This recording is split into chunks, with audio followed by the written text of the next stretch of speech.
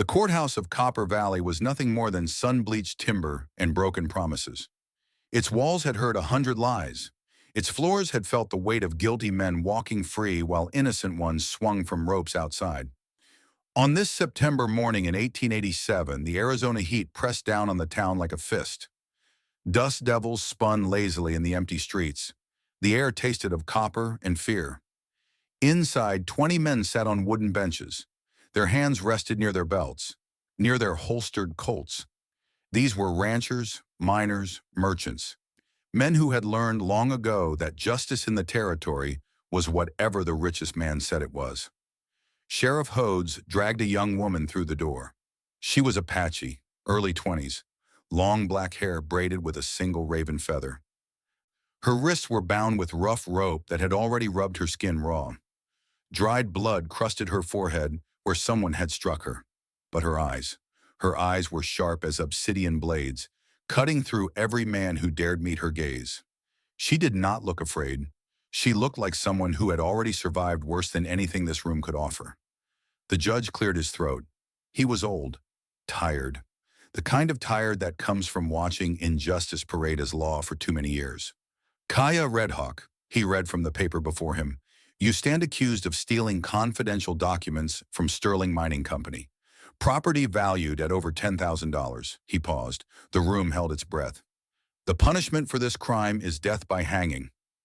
A murmur rippled through the benches. Not surprise, anticipation. These men had come to watch a show. They wanted to see an Apache woman condemned. It would give them something to talk about over whiskey tonight. The chair reserved for the defense attorney sat empty. The judge frowned. Where is counsel for the accused? Sheriff Hodes shrugged. Left town this morning, Your Honor. Took the 5 o'clock stage to Tucson. Didn't leave no word. Another murmur, this one darker. Even the men hungry for blood knew what this meant. The attorney had been bought, paid to disappear. Without defense, the girl would hang before sunset. The prosecutor smiled. A thin man with thin lips and eyes like a rattlesnake. He worked for Sterling Mining. Everyone knew it. No one said it. Your Honor, he said, given the absence of counsel, I move that we proceed directly to sentencing. The judge hesitated. His gavel hung in the air like a guillotine blade waiting to fall. Kaya stood alone, her chin lifted, proud in that quiet, ancient way that her people had carried for centuries. She would not beg. She would not cry. She would face death the way her ancestors had faced countless deaths before, with dignity, with silence. The gavel began its descent. I will stand for her. The voice came from the back of the room. Low, steady, carrying the weight of dust roads and long winters and something deeper, something that sounded like thunder building on the horizon. Every head turned. A man stood in the doorway, tall, broad-shouldered, built like the land itself had carved him from stone and sorrow. He wore a sun-faded duster coat streaked with trail dust, a Stetson hat that had seen better decades, and across his weathered face ran a scar, long and white, stretching from his left temple down to his jaw. His eyes were gray, cold, but somewhere beneath the ice burned something that made the sheriff's hand drift unconsciously toward his pistol. This was Josiah Callahan. Once back in '72, he had been the most respected man in Copper Valley, head of the Frontier Legal Council, the man ranchers trusted. You don't have to face him alone. I don't need saving. Good. Then let's fight side by side. Then don't lie to me, ever. The man widows turned to, the man who stood between greed and innocence when no one else would. Then Sterling Mining had destroyed him. They had found ore in the hills north of town, rich veins of copper and silver, but the land belonged to small ranchers and Apache tribes who refused to sell. So Sterling Mining did what powerful men always do. They took what they wanted and crushed anyone who stood in their way. Josiah had discovered their secret. Barrels of arsenic dumped into Copper Creek, poison that killed 200 cattle and 3 children in the valley below. He gathered evidence, prepared testimony, made ready to bring the truth before the territorial marshals. Sterling Mining struck first. They planted forged documents in his office, bribed 5 witnesses to swear he had fabricated evidence. Within a week, the most trusted man in the territory became its greatest disgrace. They stripped him of his position, took his badge, made sure no bank would lend to him, no merchant would sell to him, no neighbor would speak to him. And then that same bitter winter, his wife Abigail fell ill, without money for medicine, without friends to help, without hope. She died in his arms on the first night of snowfall. Her last words were his name, whispered like a prayer that would never be answered. After that, Josiah Callahan retreated to his ranch, raised cattle, raised his daughter, spoke to no one unless necessary, built walls around his land and higher walls around his heart. For 15 years, he had wanted nothing to do with courtrooms or justice or fighting battles for strangers. Until today, until he saw a young Apache woman standing alone against the same machine that had destroyed him. The judge peered at him over spectacles that had seen too much corruption to be surprised by anything. "Mr. Callahan, you are not an attorney." "No, sir," Josiah replied, his voice as calm as still water. "But I know the law, and I know when someone is being railroaded into a grave they don't deserve." The prosecutor sputtered. "This is highly irregular.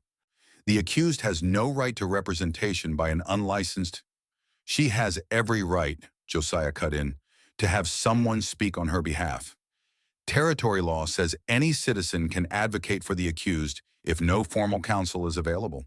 He took a slow step forward, then another. His boots were heavy on the wooden floor. "I am available." The courtroom buzzed with whispers.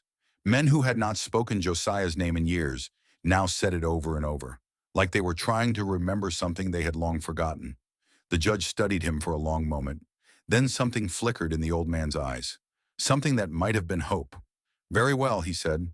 "Mr. Callahan, you have 3 days to prepare a defense. If you fail to prove this woman's innocence by the end of that time, the court will proceed with sentencing." He paused, and his voice dropped lower. "For both of you." Josiah nodded once. He walked to the defense table and stood beside Kaya. She looked up at him.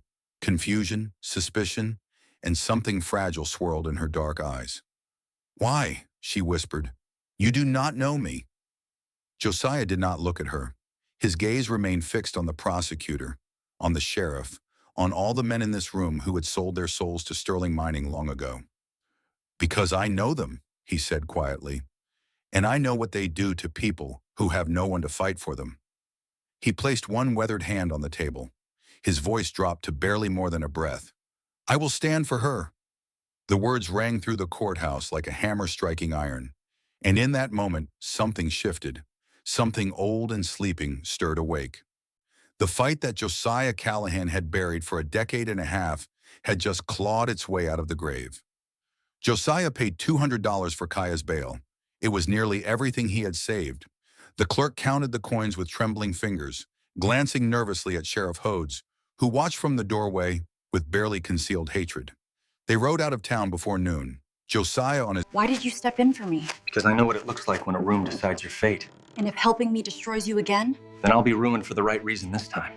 gray mare, Kaya on a borrowed paint horse that moved beneath her like it sensed her unease.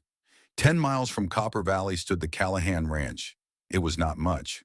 A timber house with a stone chimney, a barn weathered silver by decades of sun, 50 head of cattle grazing in the valley below. Simple, quiet, the kind of place a man goes to forget the world. Eliza Callahan stood on the porch when they arrived. She was 19 years old. Brown hair tied back in a practical knot, her mother's eyes, her father's stubborn jaw. In her hands she held a Sharp's carbine, the barrel trained on the approaching riders until she recognized her father's silhouette. "You brought company," she said as they dismounted. "Trouble," Josiah corrected, "the kind that needs solving." That night, by lantern light, Kaya told them everything. Her people lived on Apache Ridge, 40 miles north, where the red rocks rose like ancient sentinels against the sky. For generations, the Red Hawk clan had guarded that land. Their ancestors were buried there. Their ceremonies were held there. Their spirits dwelled there. 3 months ago, Sterling Mining had come with maps and money and smiles that never reached their eyes. They offered $500 for the entire ridge. The elders refused. 1 week later, surveyors appeared on the ridge, then guards, then miners with pickaxes and dynamite. Sterling Mining had found something beneath the sacred ground. Moonfire ore. Kaya's voice dropped to a whisper as she described it. It glows faint blue under moonlight, burns 3 times hotter than coal, lasts twice as long. My grandmother taught me how to refine it, how to find the veins, how to work it safely. Josiah's jaw tightened. He understood now. A mineral like that could revolutionize the railroads, the factories, the weapons. Men would kill empires for such a discovery. That is why they want you gone, he said. Kaya nodded. I am the only one who knows the exact locations of the ore. If they can make me a criminal, my words become worthless. My knowledge dies with me. And your people lose everything. Yes. The lantern flickered in the silence that followed. Eliza leaned forward. So we prove she is innocent. We find evidence and bring it to the court. It is not that simple, Josiah replied. Sterling Mining owns the sheriff, probably the judge too. Every piece of evidence we find, they will call forgery. Every witness we bring, they will discredit. He looked at Kaya. We need something undeniable, something Cornelius Thorne himself wrote or signed. Kaya frowned. Thorne, the director of Sterling Mining? The same man who destroyed me all those years ago. He has not changed his methods. Somewhere he keeps records, proof of every bribe, every threat, every order. Men like him are arrogant. They believe no one would dare touch them. A silence fell over the room. Outside, the wind moaned through the valley like a ghost seeking rest. Then came the sound. Hoofbeats, frantic, desperate, growing louder by the second. Eliza grabbed her carbine. Josiah drew his Colt. They moved to the windows, peering into the darkness. A single rider burst into the clearing, a woman on a chestnut mare, her cloak flying behind her like tattered wings. She nearly fell as she dismounted, stumbling toward the porch with wild eyes. Josiah recognized her. Lorena Finch. Once she had worked as a translator for the trading posts, bright and capable. 3 years ago, she had taken a position with Sterling Mining. No one had seen much of her since. Now she looked like a woman who had walked through hell and barely escaped. Callahan, she gasped. I need to speak to you. Now. He led her inside. She collapsed into a chair, trembling so violently that Eliza brought her a blanket without being asked. I took the map, Lorena said, her voice cracking. The sacred land map. I stole it from the Apache and sold it to Sterling Mining. Kaya stiffened. Her hand moved toward the hunting knife at her belt. Wait, Josiah said sharply. Let her finish. Lorena's tears carved tracks through the dust on her cheeks. They blackmailed me, threatened to tell my husband about things from my past, mistakes I made years ago. I was afraid. I was weak. She looked at Kaya with eyes full of anguish. I did not know they would use it to destroy you. I did not know they would frame you for theft. From inside her cloak, she pulled a leather-bound notebook. This is Thorne's personal journal. I copied every page. We do this clean. No panic, no mistakes. I know these hills better than your maps. Then lead. I'll cover. And when this is over, you don't own my life. Before I ran. Bribe payments to Sheriff Hodes. Instructions for planting false evidence. Maps of illegal mining tunnels already dug under Apache Ridge. Her hands shook as she held it out. This is everything you need. Josiah took the notebook slowly. He opened it. Page after page of Thorne's neat handwriting. Dates, names, amounts. Detailed instructions for Cole Hardin to eliminate anyone who stood in the way. Before I came here, Lorena added, her voice steadying, I sent word to Marshal Jedediah Graves in Prescott.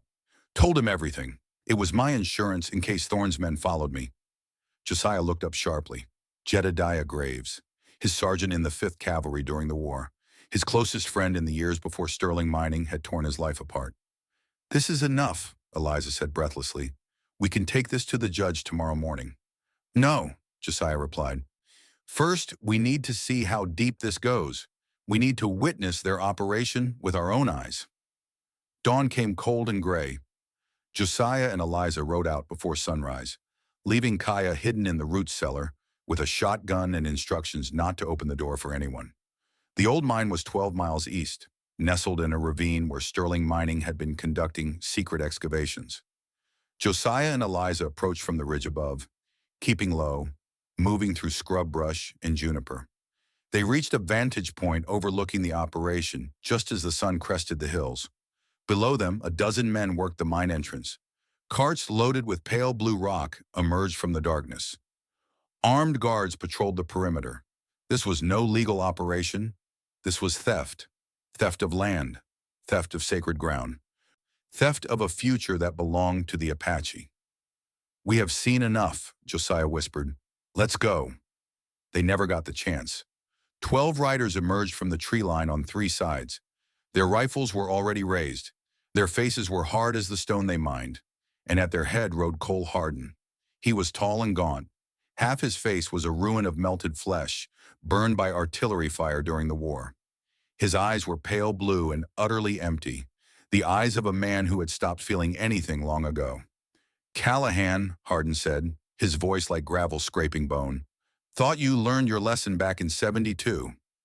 Josiah's hand moved toward his Winchester. "Thought you died at Gettysburg, Hardin." "Almost did, but Thorne pays better than Uncle Sam ever did."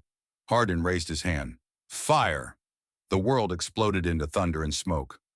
Josiah threw himself from his horse as the first bullet screamed past his ear. He hit the ground rolling, Winchester already in his hands. 15 rounds, 200-yard range. He came up behind a boulder and fired 3 times. 2 men fell. Eliza had taken cover behind an oak. Her Sharps carbine barked once. A guard pitched from his saddle. But 12 against 2 was no fair fight. Bullets chewed the rock inches from Josiah's face. He fired again. Again. Another man down, but they were closing in, flanking, moving with military precision. He heard Eliza cry out. Time stopped. He turned and saw her falling. Blood blossomed across her shoulder. She hit the dirt hard, clutching the wound, her carbine spinning away. "Eliza!" Josiah emptied his magazine. 4 more rounds, 3 hits. He sprinted to his daughter, grabbed her under the arms, and hauled her onto his horse. The mare bolted before he was fully in the saddle. Behind them, Hardin's voice rang out. "Let them run. Tonight we finish all of them." They made it back to the ranch as the sun began to set. Josiah carried Eliza inside and laid her on the table. The bullet had passed through her shoulder. Clean entry, clean exit. She would live if infection did not set in. He boiled water, cleaned the wound, packed it with herbs Abigail had taught him to use years ago. Eliza's face was white as bone, but her jaw remained set, her mother's strength. "I am not leaving," she whispered. You gave me time and a voice. You already had a voice. They just refused to hear it. If they come again, Then we'll be ready, together. Through gritted teeth. "Whatever happens tonight, I stand with you." Josiah wanted to argue, wanted to send her away somewhere safe. But he had learned long ago that Callahan women did not run from fights. Night fell like a hammer. At 10 o'clock, Josiah heard them coming. Hoofbeats, 20 horses, maybe more. The thunder of an approaching army. He checked his weapons. Winchester, 8 rounds. Colt, 6 rounds. Abigail's shotgun, 2 shells. 16 shots against 20 men. The torches appeared first, orange flames bobbing through the darkness like demon eyes. Then the riders emerged from the tree line, spreading out to surround the ranch. Cole Hardin's voice cut through the night. "Callahan, give us the journal. Give us the Apache girl. I will let you and your daughter walk away." Josiah stood at the window, rifle raised. "You and I both know that is a lie, Hardin." Laughter, cold and hollow. "Worth a try. Boys, burn it down." The first torch sailed through the window. Glass shattered. Fire erupted in the corner of the room. Smoke billowed. Josiah fired through the broken window. 3 men fell. Eliza, her arm in a sling, shot from the side window with her good hand. 2 more down. Kaya emerged from the cellar, hunting knife in hand. Her eyes burned with ancestral fury. The door exploded inward. 2 men rushed through. Josiah dropped his rifle and drew his Bowie knife. The first attacker lunged. Josiah sidestepped, drove the blade into the man's throat. Hot blood sprayed across his face. The second man aimed at Eliza. Kaya moved like lightning. She tackled him from the side, her knife finding his thigh. He screamed and collapsed. But the fire was spreading. Walls crackled. Ceiling beams groaned. "The cellar!" Josiah roared. "Now!" They ran. Behind them, the house that Josiah and Abigail had built with their own hands collapsed in a shower of sparks and ash. In the cellar, they heard Hardin's voice above. "Set the charges! Blow them out!" The explosion shook the earth. The oak door held, 4 inches thick, built to survive tornadoes, but they were trapped. Then, from somewhere distant, came a new sound. Gunfire, not from above, from the perimeter. A voice boomed through the chaos. "This is Marshal Jedediah Graves. Drop your weapons or die where you stand." Josiah closed his eyes. Lorena's message had reached him. Above, the battle shifted. 20 gunmen against 15 federal marshals. The odds evened, then turned. Hardin's men began to scatter into the darkness. Josiah heard Hardin's voice one final time, fading into the night. "This is not over, Callahan. Not by a long shot." Then silence. The cellar door opened. Starlight poured in. Graves stood silhouetted against the burning ruins, his badge glinting in the firelight. "You always did have a talent for making enemies," he said. Josiah climbed out and looked at what remained of his home. Ashes and embers. Memories reduced to smoke. But the journal was safe. Eliza was alive. And tomorrow the real battle would begin. The courthouse of Copper Valley had never seen a crowd like this. By 8 in the morning, every bench was filled. Ranchers who had lost cattle to Sterling Mining's poison. Widows whose husbands had died in suspicious accidents. Apache elders who had ridden through the night to witness what might be the first fair trial in territorial history. 10 federal marshals stood along the walls. Their rifles were visible. Their eyes were hard. And in the front row sat Cornelius Thorne. He was 55 years old. Silver hair combed back from a face that might have been handsome once, before greed had carved it into something sharp and merciless. He wore a black vest and a gold watch chain. His gaze swept the room with the contempt of a man who believed he owned everyone in it. He smiled as Josiah entered, the smile of a man who believed he had already won. Josiah walked to the defense table. His clothes were still streaked with ash from the fire. Eliza followed, her arm bandaged but her spine straight. Kaya walked between them, no longer in chains, her head held high. The judge called the court to order. "Mr. Callahan, your 3 days have expired. Do you have evidence to present?" Josiah placed the leather journal on the table. "This is the personal record of Cornelius Thorne, director of Sterling Mining Company. Inside, Your Honor, you will find documentation of illegal mining tunnels dug beneath Apache sacred lands, lists of bribe payments made to Sheriff Hodes, 12 payments totaling $600, instructions for fabricating evidence against Kaya Redhawk, and orders given to Cole Hardin to eliminate anyone who interfered with company operations." He opened the journal and began reading, page after page of Thorne's handwriting. Names, dates, dollar amounts, detailed maps showing tunnels that violated every territorial mining law. The room listened in stunned silence. When Josiah finished, he closed the journal and looked at Thorne. "Would you like to explain this?" Thorne rose slowly. His smile had not wavered. "That journal is a forgery," he said smoothly, "created by a disgruntled former employee seeking revenge. I have never seen it before in my life." "Then how do you explain the 12 bodies of your men lying outside the old mine, or the 20 gunmen who burned my ranch last night?" "I know nothing about any of that." Josiah nodded. He had expected this. Men like Thorne never admitted anything. He reached into his coat and produced a sealed envelope. "This arrived this morning by special courier. A letter from the governor of Arizona Territory ordering a full federal investigation into Sterling Mining Company." He handed it to the judge. "And here," Josiah continued, "is Lorena Finch, prepared to testify under oath that she witnessed Thorne giving orders to frame Kaya Redhawk." Lorena stood from the gallery. Her face was pale but determined. Thorne's smile finally cracked. "Your Honor, this is absurd. These witnesses are obviously in collusion." "There is more," Josiah interrupted. He turned to face the gallery. "Back in '72, Cornelius Thorne destroyed my life. His company dumped poison into Copper Creek. When I tried to expose them, they planted forged documents in my office. They bribed witnesses to lie. They took my position, my reputation, my ability to provide for my family." His voice dropped lower. "My wife Abigail died that winter. She needed medicine I could not afford because no one in this territory would do business with a man Sterling Mining had marked for ruin. The courtroom was utterly silent. I did not come here for revenge, Josiah continued. I came because I watched Kaya Redhawk stand alone in this room, facing the same injustice I faced, the same machine, the same lies. And I could not let it happen again. He turned back to Thorne. You are finished. The governor knows. The marshals know. The whole territory will know by sunset. For a long moment, Thorne stood motionless. Then he did something no one expected. He reached into his vest and drew a Derringer pistol, aiming it directly at Josiah's chest. Women screamed. Men dove for cover. The marshals raised their rifles but could not fire without hitting bystanders. If I go down, Thorne hissed, you go with me. Josiah did not move. Shoot, he said calmly, but you will not leave this room alive. Near the door, a shadow shifted. One of Thorne's men, a hired gun named Briggs, who had slipped in during the chaos, was already drawing his pistol, aiming at Josiah's back. Bang! Eliza fired first. Her bullet caught Briggs in the shoulder. He spun and fell, his weapon clattering across the floor. Thorne swung his Derringer toward Eliza.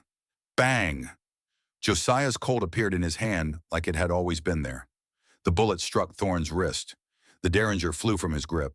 Marshal Graves was on him in an instant, forcing him to the ground, clamping iron cuffs around his wrists.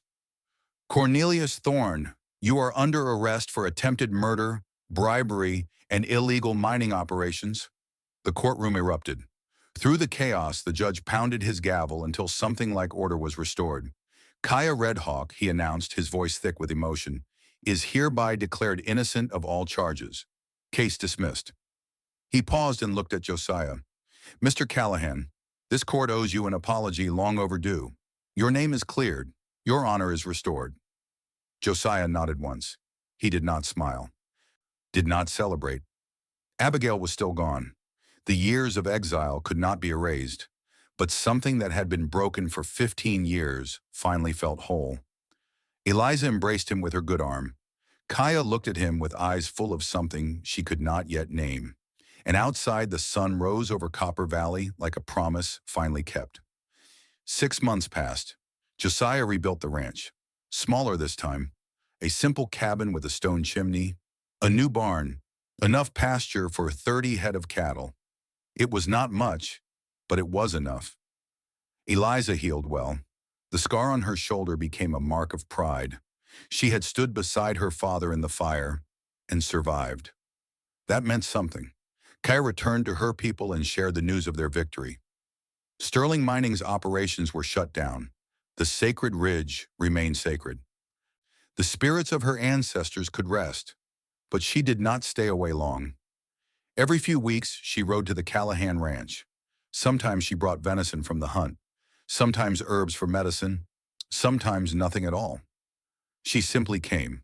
On one autumn evening, she stood beside Josiah on the porch as the sun set behind the red mountains. You saved my life, she said quietly. I do not know how to repay you. Josiah watched the colors bleed across the sky. Live well, he replied. Protect your people. That is enough. She nodded slowly. Then she mounted her horse and rode toward the distant ridge without looking back. Josiah watched her until she disappeared into the fading light. Eliza joined him on the porch. You care for her? She said. It was not a question. She reminds me that some fights are worth having. A comfortable silence settled between them. Then in the distance, Josiah noticed something. A line of wagons moving along the horizon. A new company, perhaps. New men with new money and new schemes to take what did not belong to them. Men like Thorne never truly went away. There was always another one waiting. Josiah walked inside and took his Winchester from the wall. He checked the action, cleaned the barrel, loaded 15 rounds. What are you doing? Eliza asked. Preparing, he answered. Always preparing. She smiled. It was her mother's smile. Good.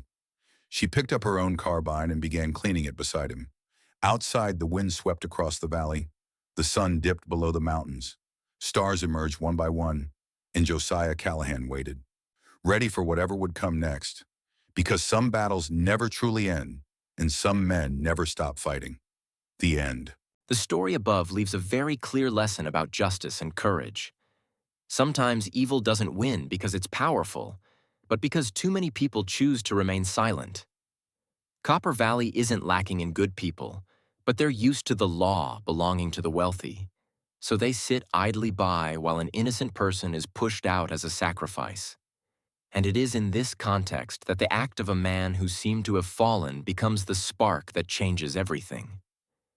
The middle-aged man didn't return to court for fame or revenge, but because he saw the repetition of the injustice that had killed his life.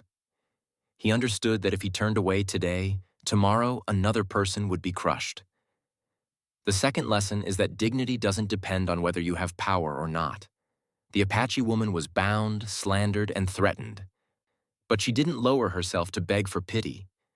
She stood tall, maintaining a calm gaze, and that made all the lies in the room seem insignificant. That resilience reminds us that when we have nothing left to rely on, the last thing left is self-respect, and it can become our most powerful weapon. The next lesson is that faith doesn't come from beautiful promises, but from concrete actions. The young girl in the ranch, despite being injured and frightened, stood by her father. The woman who had done wrong dared to correct her mistakes by bringing the truth to light. They show that people are not perfect, but everyone can choose to turn around and do the right thing. Finally, the story reminds us that victory doesn't mean all losses are erased. The house may burn, the past may never return.